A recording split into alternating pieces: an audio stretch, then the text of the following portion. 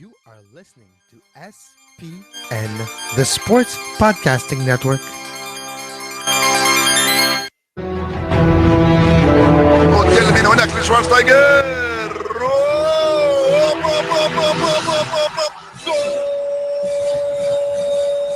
Va a pegarle Ronaldinho Gaucho. Ya lo hace. Pierna derecha, directo al arco. ¡Golazo! ¡Golazo!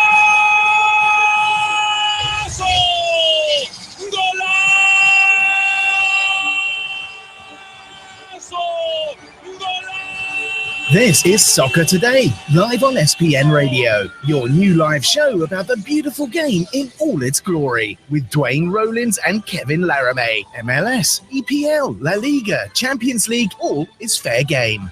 Powered by the Sports Podcasting Network. Visit us at sportspodcastingnetwork.com. Well, welcome to Soccer Today. I'm Duane Rollins along with Kevin Laramee. No time for chitter chatter today. We're going to jump right into it. Joining us on the line is from Edmonton is Steven Sandor, who's the color commentary voice of the FC Edmonton out there to talk about all that is happening within the world of the NASL soccer right now. Of course, yesterday a lot of news came down. Brian Strauss in SI 442 reported it as well that this league is in a lot of trouble. Steven, how are you? We've had better days, better couple days. Fair enough. And I should say hi to Kevin too. Kevin, you all good there in Montreal? All is well here. All right, Steven, back to you, Ned. What have you heard? What can you add to those reports that came yesterday? I've heard it. We've heard about, I think all of us in Canada have heard about the Ottawa Furies' uncertain future. We've heard around the league for a little bit, unconfirmed, about Tampa Bay's, how shall we say, hesitation. And throughout the league all year long, we've been following the sagas of both Fort Lauderdale and Rayo OKC, who've had major issues throughout the season. Fort Lauderdale's missed paychecks, I think, 3 times before all this happened, and always denied the fact that there was financial issues, always said it was because the owners are in South America. There were money transfer issues getting the money to the United States. When that happens once, you can believe that holds some water. When it happens like the third time, you start going, okay, guys, we might have had this figured out by now, and then there's probably some other smoke and fire there. Rayo OKC, obviously the ownership dispute between Rayo Vallecano and their American owners that even led to the dispute over the artificial turf surface in their field, with one owner making off with half of it in the middle of the night. A Coen Brothers movie wouldn't be as good in terms of that in that situation. And that's tough on the players and such. And, we've heard about some of the issues in the league in terms of some of the team's displeasure, a lot of concern. And yes, NASL has always portrayed itself as this kind of laissez-faire league where, there's no salary cap, there's free agency, there's no sort of restrictions on the contracts, like big time options or whatever that keep a player sort of tied to a team. And they do that, to attract players. But I think this year with Miami FC, especially, they're spending in between the spring and the fall seasons. Then let's face it, Miami FC, I've talked to, and I've heard this from several sources now, like players who play for Miami FC say that no MLS team treats them as good as Miami FC. Like the treatment of the players. We're not talking about the crowds. We're not talking about the whole structure of the league. But we're talking just about the experience of being a player. And we're also talking about the money they're spending. I mean, they spent millions, in between the spring and fall season to acquire players. I mean, I think if Miami FC was an MLS team, they certainly don't spend what the Galaxy or Toronto FC spend, but they certainly would spend more than FC Dallas or Houston.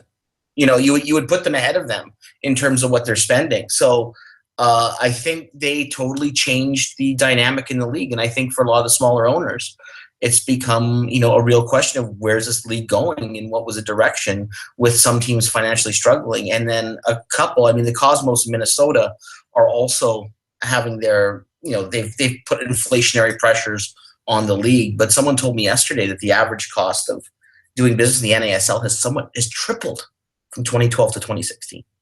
Certainly you see with Ottawa jumping players and so on and so forth over the past season that there seems to be a trickle-down effect of the ability for those smaller markets to compete. Steven, it begs the question, Although NASL has often prided itself, as you said, on that laissez-faire attitude, on that outlaw kind of philosophy, is there a movement, do you feel, within the ownership of NASL to put some of those restrictions on that have characterized Major League Soccer? See, I think, and this is one of those things where I had originally thought that, was a nice selling point, and I always thought the NASL had a nice selling point to player agents. And I always thought it was more about the contractual stuff, that your player isn't trapped in these contracts. Like, it's not like they're stuck on option years. You can come to NASL, play for a year or two, and you're free to go. You're free to go, on your destiny. And that was always sort of their big point. To me, that was always the bigger part of the laissez-faire. That was really attractive to the players, was that they didn't feel that they were trapped in those, those famous NASL those famous MLS 2+2 contracts, or 1+1+1+1+1, which some players have, told me about, that some MLS teams do. Basically team options, and you're always sort of hanging at what's going to happen. So that was always a point. I always felt that there was a little bit of feeling in the original group of NASL owners, of which Miami FC and the Cosmos were not part of, that there's some common sense here, right? Like we know where we are as a league. We're not going to get into giant bidding wars. We might spend like 6 digits on one player, like in the sense, and I'm not talking 6 digits, I'm talking with a 1 in front on someone, but we're not going to go overboard. And I think that it was the idea that maybe you don't need to legislate common sense. And maybe I think we're at that point now where maybe that needs to, but could happen. But is it too late? That's the one question. I mean, it's awfully hard now to tell a team like Miami or New York that, hey, you were invited into this league and you came into this league on this set of business principles. You're just doing what you're allowed to do. Now we're changing it on you. I think that might be a difficult sell as well. Now, when we're looking at the state of the league right now, Stephen, Rayo Vallecano is taken over by the league. Allegedly, they've been taking over the reins of the club for the rest of the season. That article came out yesterday by Neil Morris. We have that. We have the other situation in other cities. What's the state of the league right now, Stephen? What's your feeling? What's your take on the entire last few days? I think, I think the Fort Lauderdale situation, I guess it's to me, it's not one thing. It's like, it's the 1,000 cuts thing. I think there have been several changes in philosophy in the league over the years, and decisions which have been risky. And I think some of those have all sort of combined. I honestly don't think, we had problems with the Atlanta Silverbacks before, and it never really torpedoed the league. I think every league can deal with one or two of its franchises being in trouble. Heck, the NHL did it with the Coyotes, and probably will still have to do it with the Coyotes. Chivas USA in MLS. This is not like, one franchise having real problems is not indicative of a poor league if the league handles it well. But I think we're seeing a lot of these things come home to roost at one time.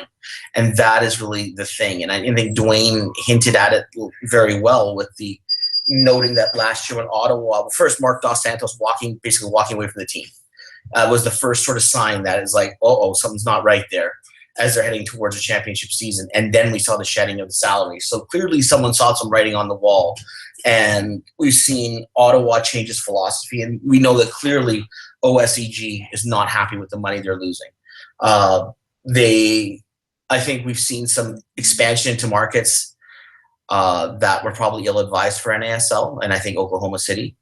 I think there has been, and honestly, the biggest thing I think that's hurt the league is the adversarial tone of the league. The league has really tried to portray itself as a WHA of soccer. And we all know what happened to WHA in the end. That sort of, we are the voice.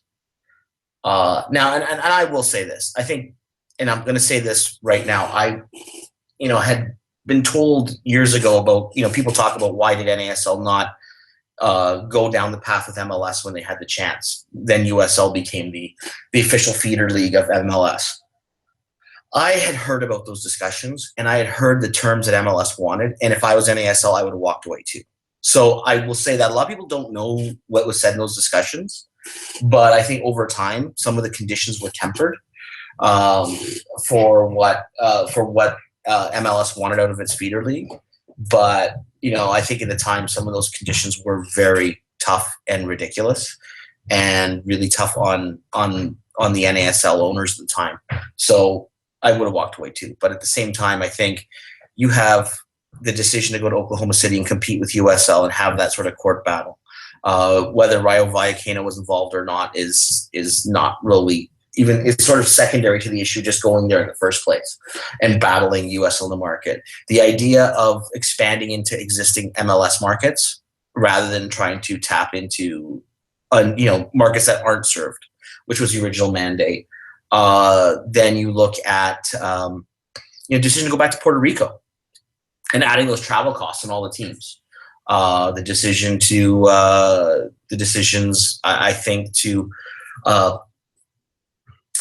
to have two teams in the greater Miami area, and that I think was a big response to, beating MLS and the Beckham group dragging their feet. We'll show them, and we're going to get a team to Miami, and, with Maldini, and then with his backing, and then with Nesta coaching the team, we're going to bring in some big Italian names.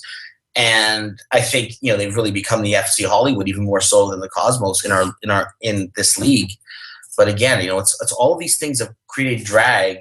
And I think what you're seeing, and I think, it's no surprise that outside of Ottawa, the rumblings you're hearing aren't from any of the newer owners in the league. It's from the original charter members of the league. And remember, these charter members are the people who broke away from USL, right, to start the NASL. People like the Carolina Railhawks, so you have this really interesting issue where those teams, I think, have sort of said enough a little bit, or they've not as happy with structure. So I think it's really interesting. Division 2 and 3 soccer in North America has a checkered history and checkered past, and a lot of antagonism that's gone on, and a lot of renegade owners starting new leagues or threatening to start new leagues. In my mind, from what I've heard, I would still see this idea of Tampa putting in their papers as a threat, not as a done deal yet. I think it's that, we could do this. But at the same time, whatever they're going to talk about Board of Governors this coming weekend this week is going to be exceptionally important. And they're going to need to really hammer out a path. And I think it's one that's going to have to be palatable for everyone. And if not, I think we can start asking some serious questions.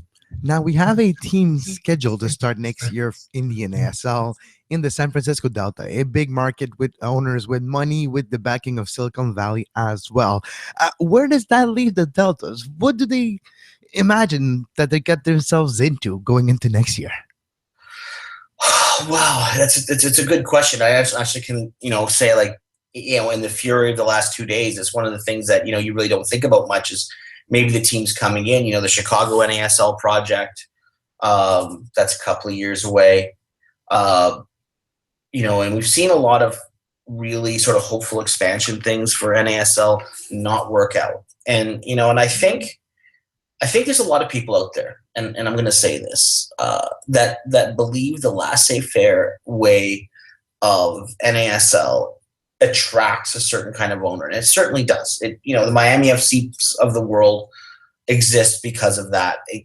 But for the most part, people who are very wealthy tend to be wealthy because they're good with money.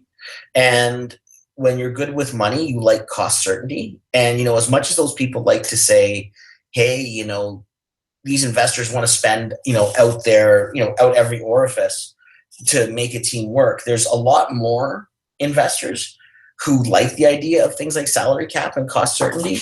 And there's other avenues in North America that offer more of that than the NASL model. As well, it's far more expensive to run an NASL team than a USL franchise. The travel costs are far greater. Simply because, hey, you have to make that trip out to Edmonton, you have to make the trip out to Puerto Rico. For everybody, that's tough. I'll be the first. I'm in Edmonton, and we're isolated. You look at the map. It's tough for any league. It's why FC Edmonton's kids can't find a reserve league that they deserve to play in. because there's just no one can justify the travel costs. So it is just it's a difficult situation, and I think this, as I said, it's a lot of little things have come together. It's like putting all the matchsticks together, and eventually the tower's going to fall over. Stephen, my question, my Sportsnet, Sports Soccer Today's Sports Podcasting Network question of the day yesterday was, what will NASL be in 2017? And I'll quickly just give the results of that. 30% people thought it would still be operating independently, so essentially the same, just maybe some different teams. 12% thought that it would be fully absorbed by the USL. 36% thought it would be partially absorbed by the USL, and 28% said it would be gone, that it would no longer exist. So I'm going to pose the question to you, and also add a wrinkle of if you could answer what you think NASL is going to be in 2017 and what you think FC Edmonton is going to be in 2017. Well, I'm going to first say the caveat that FC Edmonton, and I think we have to get back to the sanctioning issue. Let's just say hypothetically. And now I'm throwing hypotheticals out there, and I'm going to clearly say it's hypotheticals because I don't want people reading into this. That a certain U.S. Soccer Federation was to mandate that this all get cleaned up into one division. They can mandate that on the American teams. So they can say, like, Carolina Railhawks and Tampa and whoever will move to USL or new USL, NASL hybrid, or back to that, Division 2 with a USL and an NASL division. They play for a championship. If they went back down that road, they can do that. But what they don't have the power to do is force USL, NASL, or any team to take the Ottawa Fury or FC Edmonton. That's a Canadian Soccer Association decision.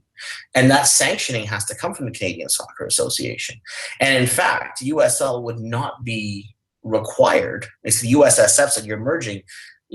I could see this being really difficult for FC Edmonton, because I could see USL going, no, we don't want that travel, because we actually sell ourselves on the idea of low travel costs. And even if FC Edmonton, we lump them into a division with Colorado and Portland and Seattle and Vancouver, we're still killing those teams. Like, in terms of that trip up to Edmonton. It's not nice for anybody. You can't bus it there. You can't, you're going to have to fly. And, there's a lot of bus trips in the USL. And all of a sudden you've thrown an airport team into the league. It's an airport team for everybody. So honestly, if NASL, I don't see a lot of good scenarios for FC Edmonton if NASL doesn't survive. I don't right now. It's hard for me to see a good scenario for FC Edmonton. It's also hard for me to see a good scenario for the Ottawa Fury. I think a lot of people have made this assumption that Ottawa's move to USL has been rubber stamped or something like that. And it has to go through a CSA process, as we well know. And we well know it was a little bit a long and painful process for the MLS teams to get approved for the USL, because the CSA opposed it at first and finally came along with the understanding of putting in some real restrictions or limits on those teams and the number of Canadians that they have to play.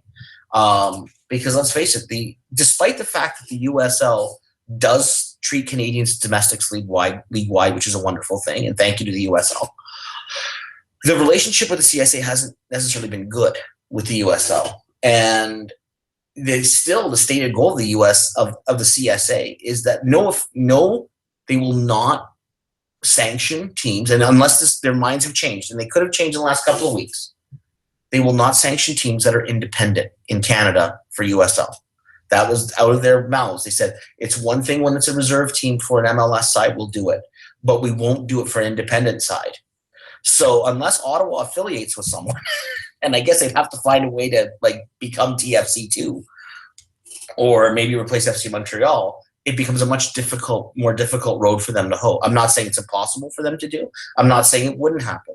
What I'm saying is that it would require the CSA to change some of their stated goals when it regards those leagues. And clearly the CSA would, I think right now the thinking would be that if you're spreading out even more teams to more leagues, how would that impact the planned 2018 target date launch of a Canadian league? I think the CSA's really, as even as someone just as an outsider, I would say CSA's mandate now would be to protect those investors in a Canadian league. Could the CSA, as a salvage reason, like to salvage the team or as a bridge, allow, example, potentially Edmonton and Ottawa to play in USL for that 1 or 2 year necessary until the CPL comes to fruition? Okay, my question to you guys: you're a player or a player agent, and you know that You're Ottawa's gone. You're playing the leaving. league for 1 year, and that Ottawa their contracts are only good for the 1 year. That everyone that you sign would only be there for 1 year. Would you recommend your clients play for that team? Oh no, of course not. That's why That team would be if I would venture that if Ottawa or Edmonton were to only commit for 1 year to USL, the quality of players they would only be able to get would be so bargain basement and bad that they might be lucky to win a game, maybe when they play each other. That they would be awful. Have to be local guys. I wouldn't recommend my kids play there, or any client I would have would play for a team that's going to be around the league for just 1 year, when you know the contracts again would be done, and then they would move into a new league with new restrictions and new requirements.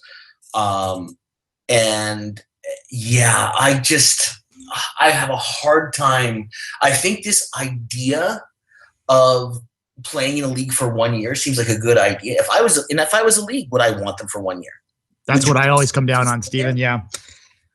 I always come down on that one. Why would USL want them for a single year? I don't see that happening. So why would an American soccer league that has continually been rebuffed by the Canadian Soccer Association until this 3 MLS academies, or sorry, the MLS reserve teams got in, why would they want to do a favor for to get one up on NASL? Well, they'll get one up on NASL anyway.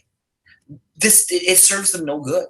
It just makes no sense. And I think if the Ottawa Fury or FC Edmonton or any one Canadian team wanted to move to USL, they would have to commit for the long term. I would demand it if I was a USL governor, and I would, I would expect that. No team has ever. I can't remember in history when a team has said, "We'll just come to your league for 1 year and hang out till we find something else." It's not like crashing on someone's couch. This is a commitment you make, a business commitment. And actually, I think it makes the Ottawa Fury look horrible if they were to be in 3 leagues in 3 years. If you were to be in 3 leagues in 3 years, it makes you look so ridiculously Mickey Mouse that I would actually say folding is better. That's how strongly I feel about how Mickey Mouse that looks. And good luck if you're in 3 leagues in 3 years. Good luck signing a player. Good luck signing a player of any kind of note, because more power to you. That's what I say. Unfortunate stuff going on here. And this is where I come down to on this NASL. We got to say goodbye after this, Stephen, but I thank you for your time. We'll probably have a chance to talk again soon. I think this is not done, but I like many things, when you're the Canadian Soccer Association, when you're Canadian teams and you're attached to an American league, I think you tend to fall harder than they do. There's less of a cushion for us when we put all of our eggs in those baskets. And that's the lesson that I'm taking away from this right now, because I do think that Edmonton and Ottawa are probably the teams that are going to get, and those fans, especially those fans and the players that play there, are the ones that are going to get screwed the most out of this.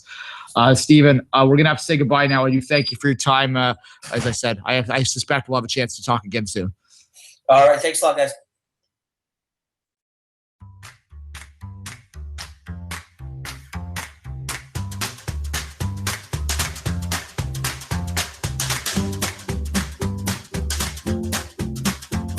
You are listening to Soccer Today, live on SPN Radio.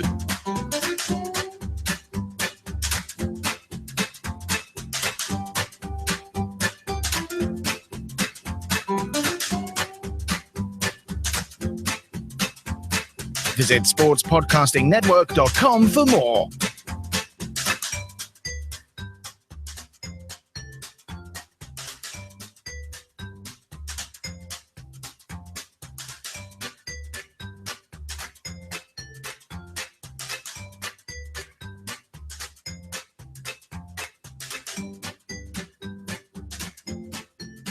And we're back on Soccer Today.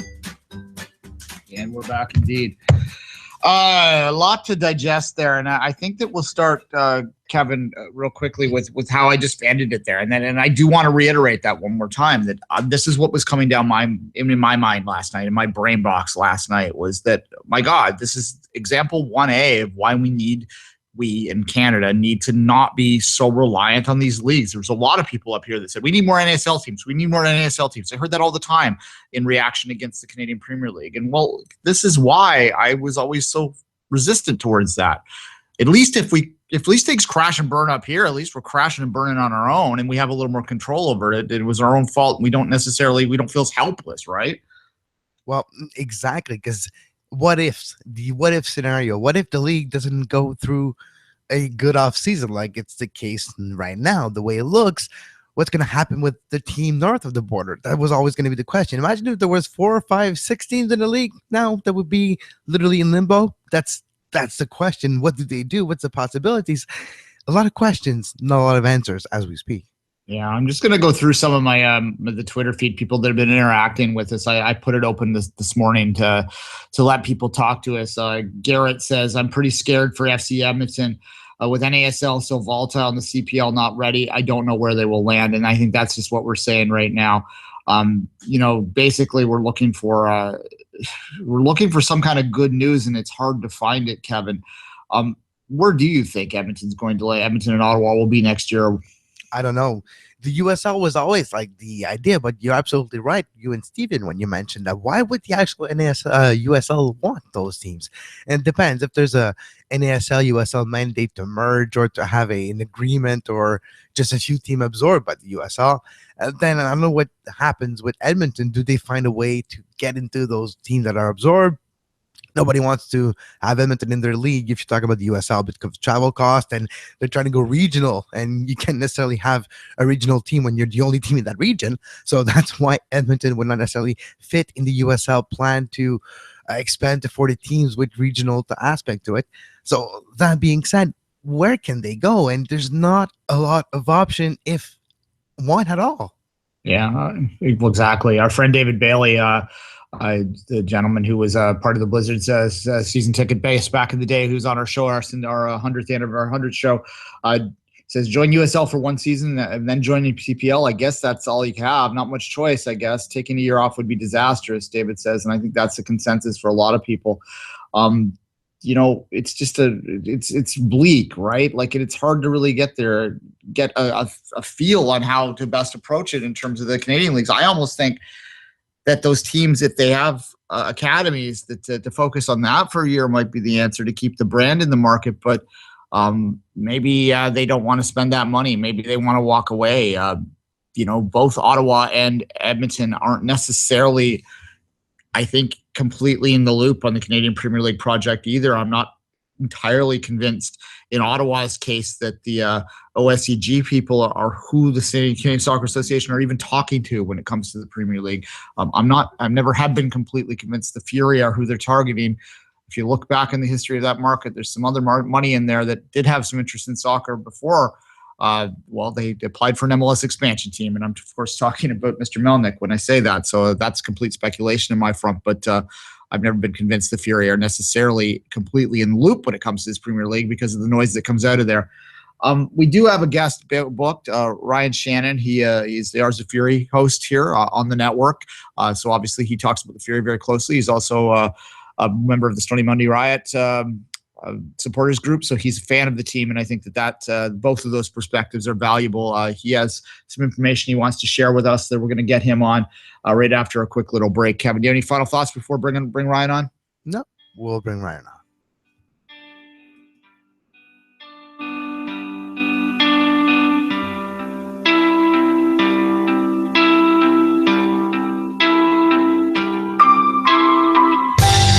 You are listening to SPN Radio, powered by the Sports Podcasting Network. Visit sportspodcastingnetwork.com for more.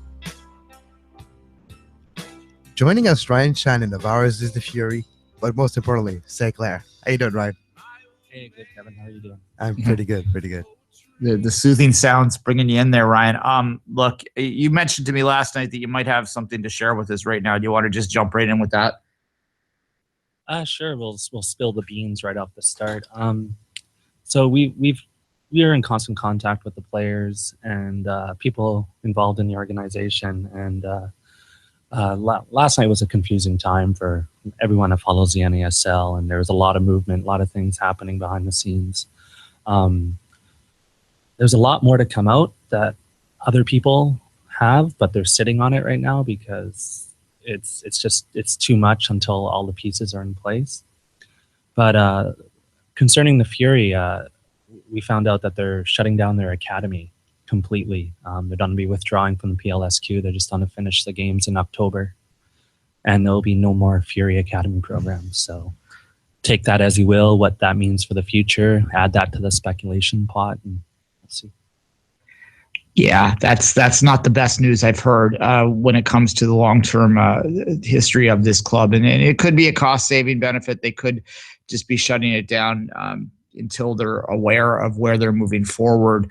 But it also could be something more ominous than that. And I think we'd all be speculating if we tried to figure that out. But that is the news that we are hearing now, that the Ottawa Fury Academy is no longer, as of the end of October, as the end of the PLSQ season. So that's unfortunate.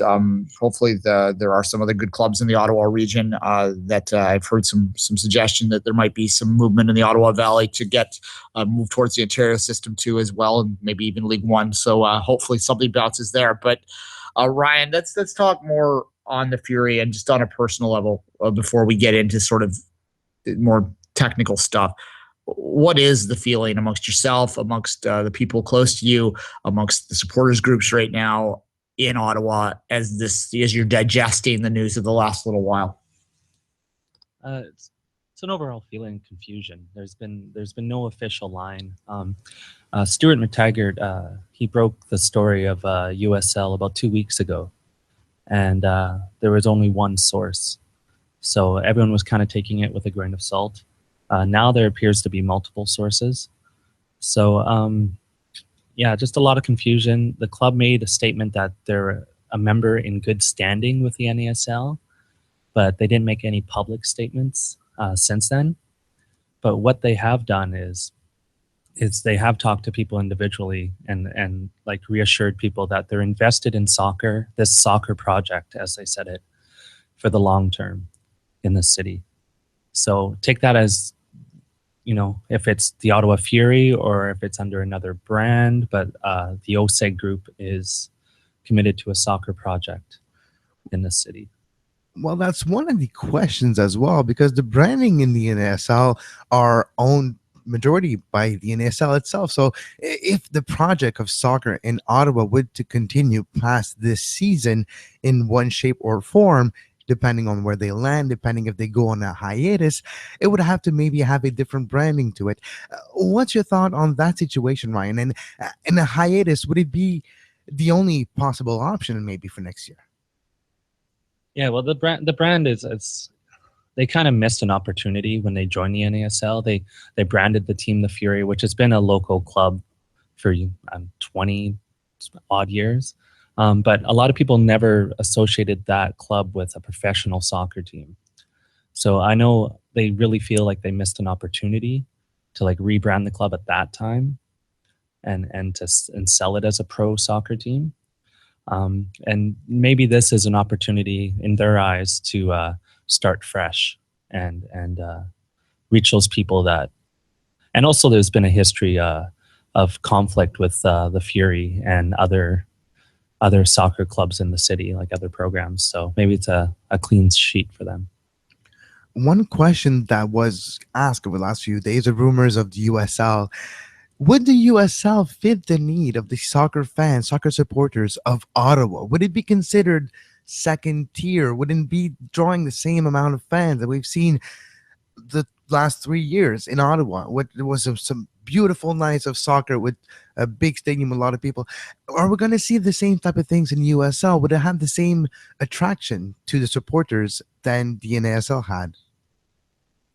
Will we see 14,000 out against Minnesota or 10,000 against New York Cosmos? I don't think we'll get those numbers if there is a move to USL. The cities in USL that do get those numbers is because of the carrot, the MLS carrot. And everyone knows that the MLS carrot it's not realistic for Ottawa. And so to answer your question, no, I don't think the crowds would be as large. Supporter-wise, I can't speak for all the supporters. They're from all different backgrounds, very knowledgeable about North American soccer. Some people are excited about potentially playing, Rochester and teams that are closer. But a lot of people realize that the quality of soccer is very different, and the number of internationals and former World Cup players, like you don't have a lot of those in the USL.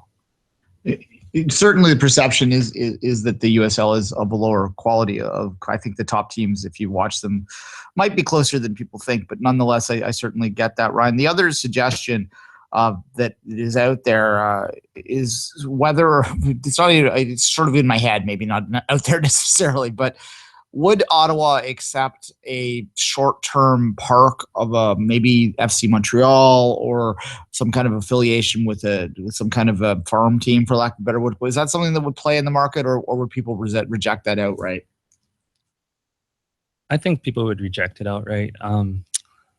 People in Ottawa don't like minor sports. Like the only exception I would say is if we had an affiliated baseball team, like a AAA baseball team would be the only exception. But anything that's seen as minor league is really frowned upon. And the city's already kind of like a brokenhearted and scorned from losing so many teams in the past, from like the Intrepid to the lacrosse team and multiple other teams, even a basketball team that only lasted 1 year. Quickly, the Canadian Premier League obviously is on a lot of people's minds. Do you think that if the NASL were to fold or to the Ottawa were to be forced out, that might sully the waters or sully the market for a Canadian Premier League team? Do you think that would harm the market? They'd associate it with the Furies' force out or failure, or however you want to put it? Well, you lose that momentum. You lose that momentum of the last 3 years. This year has already been a negative one with the results and a big dip in quality of players.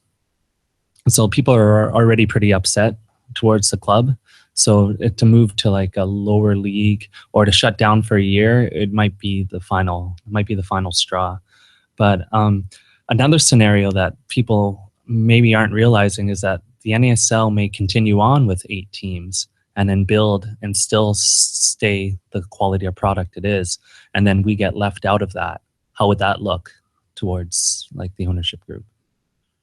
What's the feeling right now as a supporter, Ryan? How do you feel about the whole situation? Where does that leave you? Is it going to affect the support or the amount of fans interested in the club for the rest of this season?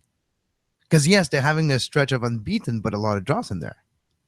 Yeah, there's only been one win in the last 9 games, and the team hasn't really been performing. And the team, it sounds good to beat Minnesota, but Minnesota's only had 2 wins in their last 10.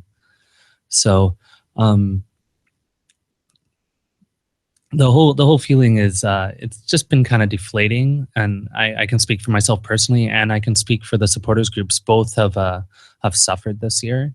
And you don't see the energy in the stadium, and you do see a lot more kids in the stadium, and they have the Fury program where they give tickets to all the youth clubs, and so the kids get in for free and the parents buy the tickets. So we have seen increases, a couple thousand for the family, but as far as hardcore support and it's been, the numbers have been down quite a bit this year. So I can just see it getting worse next year. Final question, Ryan. How much hope do you have that the Fury will be operating at a level that is close to where they are this year, next year? I think they will be operating in some capacity. Will it be as Ottawa Fury FC? We're not sure. I think this year might have been done on purpose. It's starting to make sense. The pieces are starting to come together. Why the player exodus happened at the start of the season, why they downplay the league, why they go through this. So I do think there will be professional soccer in some capacity, and I do believe that the Canadian Premier League will be in Ottawa in the next few years. Do you have podcasts coming out soon that you can point people to? Yeah, we got episode 81 of Ours is the Fury coming out. It'll be probably out this weekend. We were going to do it last night, but so much was happening behind the scenes, so we just wanted to get all our ducks in a row before we report. The Academy thing it's just one of the things. There's other things happening in the NASL that apparently there's more teams to be announced for next season, so stay tuned for that. There's stuff happening in ASL, and I don't believe it's dead yet. All right, we'll look forward to watching that, and we thank you for your time, and hopefully it works out. We all want there to be soccer in Ottawa, so hopefully that will continue. Thanks, Ryan. Hey, thanks, guys.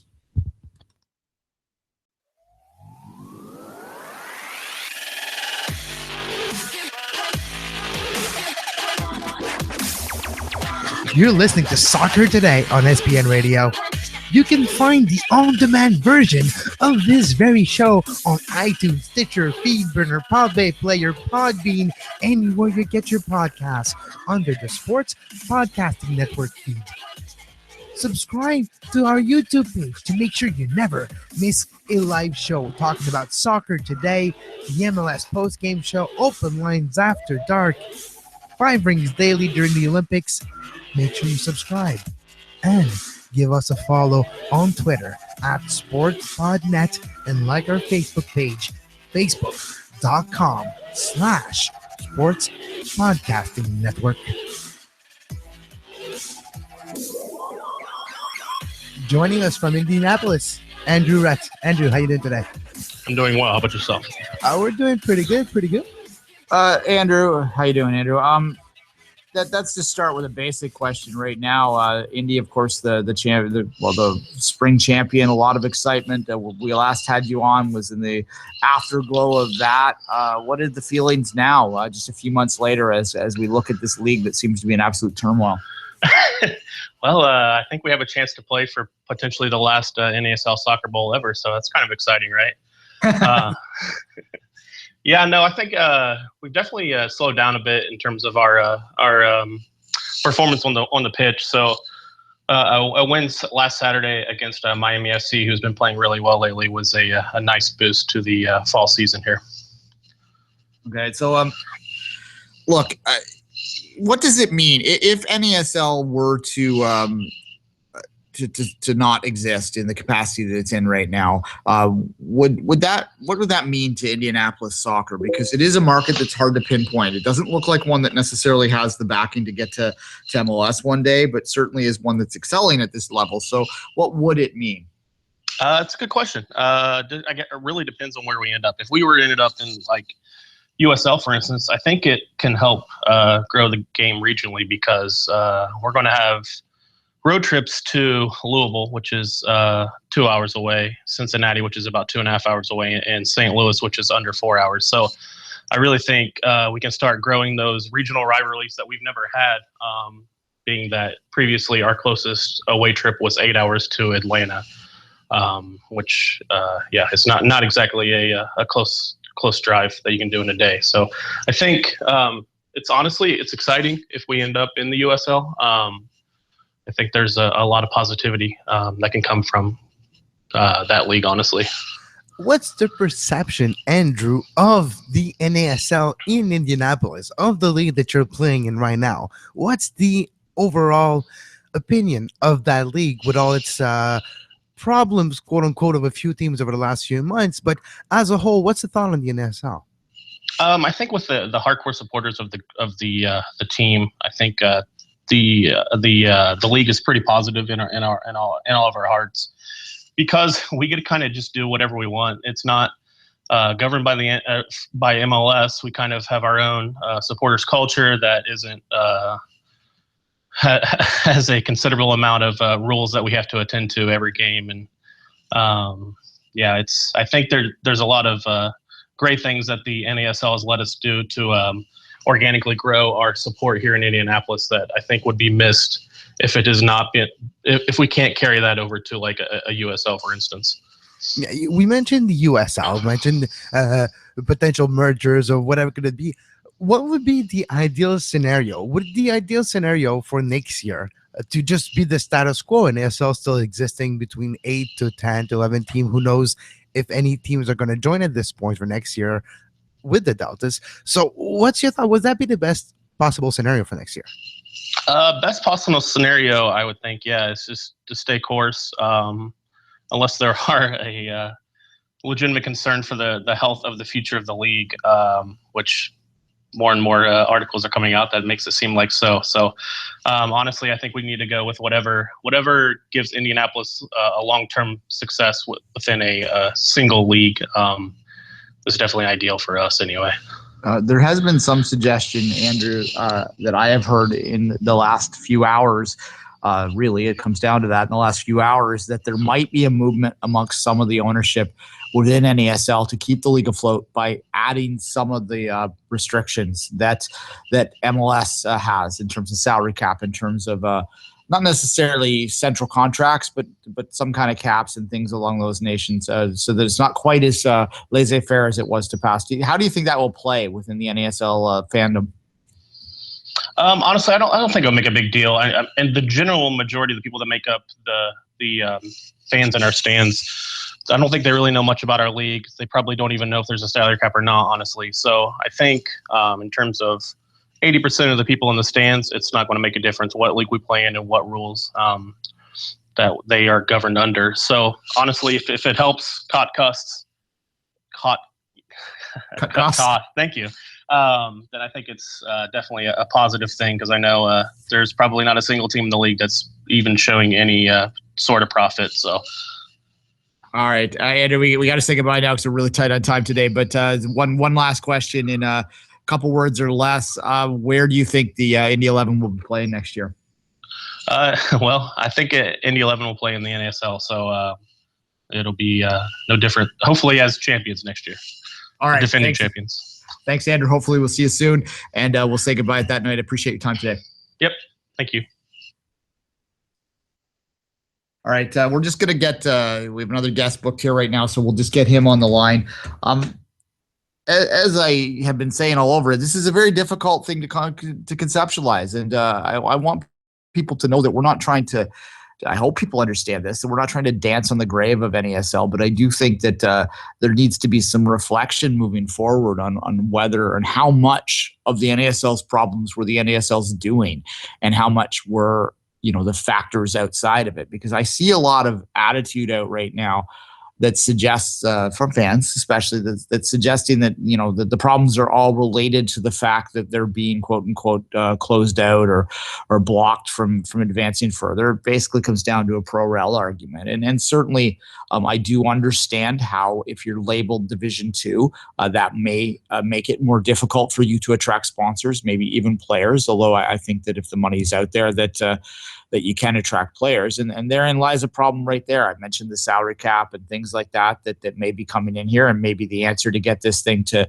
be more stable. Are you going to accept that, an NASL fan, if in fact they add that to the league, to the way that the league exists? That's the question that I have. Joining us from the Philadelphia Inquirer, Jonathan Tannenwald. Funny you should mention that. I have a couple of things to say about that very subject. Go right ahead. Why is the USL comfortable in its own skin, but the NASL is not?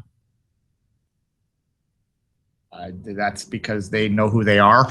Well, one of the NASL's biggest flaws, as it tried to promote itself, was that it was not comfortable in its own skin. And you have to be that first before trying to go and be something bigger. When the NASL and the USL split, which was forced, by the way, in part by Traffic Sports and Aaron Davidson back in the day. We'll talk about that in a second. The USL had to drop down to Division III, and it was not easy for teams like Rochester and Charleston that had been fairly strong stature clubs. Rochester was a serious candidate to get an MLS back in the day. And they had to deal with it.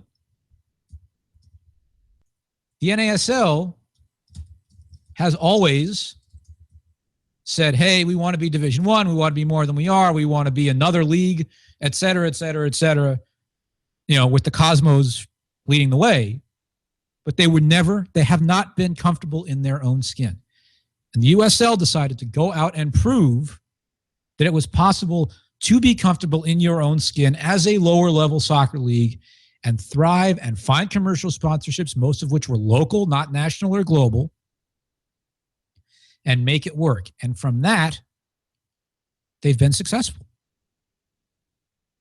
What's your take on the last few days, Jonathan? Because we spoken on Monday about a little bit of those issues, but it really unraveled the last few days. What do you think about this week? So I think we all knew the Fury thing was coming, right? Yeah, Certainly there was a lot of rumbling there.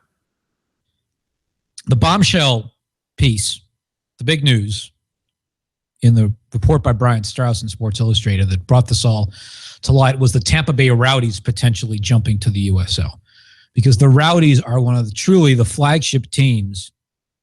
I was on Sirius XM a moment ago and I said franchises, and I realized I shouldn't have used that word in the NASL context, right? The franchise team, one of the, there I did it, see? One of the flagship teams in the NASL, along with the Cosmos and Indianapolis. And if they're out, that's really bad. I think all of us have heard things about the Rowdies, and when we hear about the NASL having to help pay the strikers' bills in Fort Lauderdale, what the Rowdies' role is in that, it's not good. And I'll say this too, as I've said before and said on Sirius a moment ago. There are a lot of folks in North America who have stayed away from supporting the NASL when they otherwise would, only really for one reason, and that reason is traffic sports. Mm-hmm. But it's a very big reason. When you look at the ties between traffic, the strikers, the Railhawks formerly, Aaron Davidson, who was one of the big players in the Department of Justice investigation into racketeering and corruption in international soccer, as was traffic sports itself. And then you see the connections between Mohammed bin Hammam in Qatar and Seamus O'Brien, the chairman of the Cosmos, who's involved with the NASL, connected to Aaron Davidson. O'Brien, innocent until proven guilty. Absolutely. Has not been charged with anything. But sure knows a lot of people who are involved in this thing. And some of us who support strongly the idea of thriving, healthy, sustainable, lower division soccer in the United States and Canada could not get behind the NASL for these reasons. And so now what? That's now it is possible that if the NASL goes under, and we have to emphasize if, as I'm sure you guys have been doing on the show, I just called in, as soon as Kevin brought me on. If the NASL goes under, it seems to me that it will have brought down a barrier to potentially having promotion and relegation in the United States and Canada. Explore that further, Jonathan. Express what you mean by that. Okay. So as folks know, the four major leagues in the U.S. and Canada at this time, MLS, the NASL, USL, and the NPSL, are separate businesses, separate legal entities. You can't just move from one league to the other so easily. There are trademarks and commercial issues and so on and so forth, that go along the way. Of course. MLS and the USL also, I think we can safely say, are tied to Soccer United marketing in various ways. The NASL is tied to traffic sports, has been since the day it launched, is not as much as it used to be, but I'm still waiting, as a lot of other people are, for any kind of official confirmation that traffic no longer owns an equity stake in the NASL. And I don't know if I know you had Steve Sander on earlier. Yeah. If he's out there listening, call back in. Maybe he can tell us. I've not heard a word about it. And I'm waiting, as a lot of us are. So if you want, that would take that in and of itself, putting traffic entirely out of the picture, would help, and might, by the way, take some of the fuel out of the gas can for the NASL constantly squawking at MLS about this, that, and the other thing, and portraying itself as a competitor for first division status. Some of us wonder where that has come from over the years. We know MLS and the USL are willing to work together. We know there are markets in the USL that potentially could thrive as MLS markets. Certainly Sacramento is one of them. Cincinnati might be another. They've proven themselves through the USL. I, being something of an old head to a degree with the game in this country, have always looked at Rochester in New York, knowing that that's a fantastic soccer market with so much history. They were a candidate to be in MLS in the early years, never quite all came together. And it would be a terrific story if Rochester was promoted into MLS. Terrific story. With genuine competitive benefits, too, when it comes to what ProRel could do in that regard. And that is why a lot of people who folks think are against it are in fact not. It's not a matter of being against the concept. It's a matter of trying to figure out how it actually gets executed when you have the four separate businesses, one of which is bankrolled by Traffic, which is the major rival and has been for a long time to Soccer United Marketing. And it is worth, I say this as bluntly as I can, people think the NASL is trying to break up Major League Soccer's monopoly on soccer in North America. Soccer United Marketing exists in part because it broke up Traffic Sports' monopoly for 20 some odd years on soccer marketing in the United States. And I probably would bet some in Canada too. Mm-hmm. So if this barrier comes down, there are many barriers still, but this is a big one if it comes down. If it increases the probability, as I think it would, of being able to implement promotion and relegation with the leagues in the U.S. I can't tell you what the involvement of the Canadian MLS teams and so on would be, but if that happens, then the ProRel folks have to put their cards on the table and be honest about what they really want. If all you want is ProRel on its face, you might have it. If you want an open pyramid, that's not quite the same as ProRel. You'll still find a lot of people who are in favor of an open pyramid and of loosening the reins and the rules at MLS, as a lot of us, even those of us who defend the league on a regular basis, are. But those of us in that position, as I think the three of us are, can safely say, realize that you achieve reform by working from within. And that means doing a lot of work and not just sitting on your couch and tweeting about how you want there to be ProRel in this country, in these countries. Fair enough. Jonathan, we're tight against it. So one final question for about 2 minutes here. How much confidence do you have that the NASL folks are going to go to their board of directors meeting and there's going to be a phoenix rising out of it, that they're going to come out of it with maybe some different philosophies, some new ideas to come out and be a better version of themselves? How confident are you that might happen in the next one? Zero idea. Not knowing what's going to happen in Puerto Rico or Miami, with the Miami FC, or the Cosmos, or what folks in Indianapolis are thinking right now. I've thought for a long time that if they jump to USL, that's the most stable franchise potentially in the whole league. Mm-hmm. Then what? And there's going to be this reckoning for the folks who believe that the NASL is the ideological model and is the pure league and all that stuff. And I know there are folks up in Canada who believe in what I'm about to say. And I don't agree with Anthony Totaro on everything, but I respect his passion for the game and his understanding of what it takes. To do the work means you get involved with your local association, then your state soccer association, then regional, and you move up through the ranks in U.S. soccer and you do the hard work from within. As folks are trying to do in Canada now with long-term player development and other things.